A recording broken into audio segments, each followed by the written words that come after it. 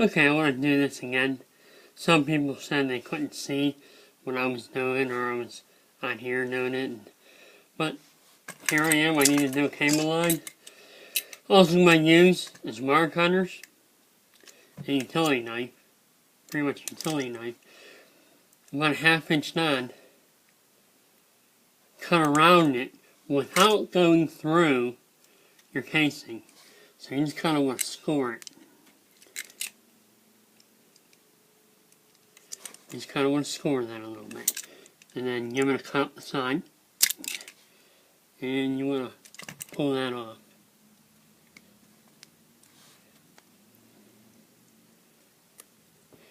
There's wires in here, real fine. You want to fold them back. Fold back onto the casing. This wire in here, about halfway.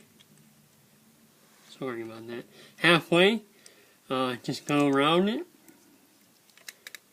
You want to cut that. Pretty much go around it. Okay, then you want to take that off. Just pulls off. Alright, our wire's a little too long, but that's alright. We'll just shorten up a bit. Okay, now your connector, it's a twist on. There's threads in it. What you're going to do is you're just going to twist this onto here.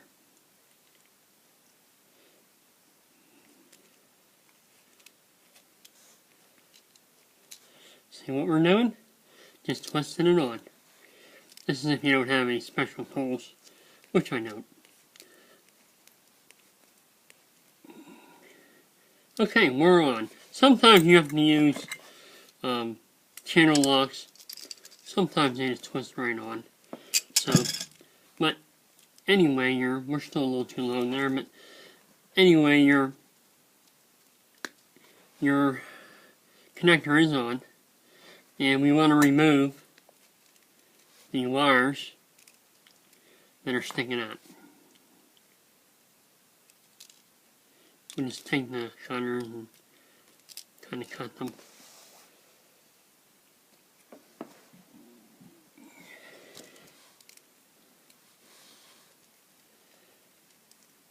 I was told that if these stick out, it reduces your reception or something like that, I don't know.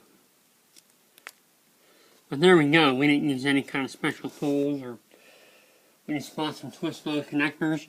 Everybody has these, and this.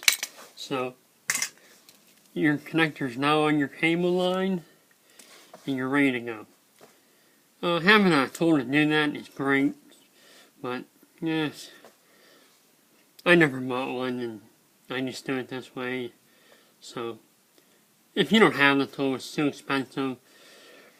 You're sitting at home and you gotta do this connection before the game's coming on. You're half toasted or whatever it is.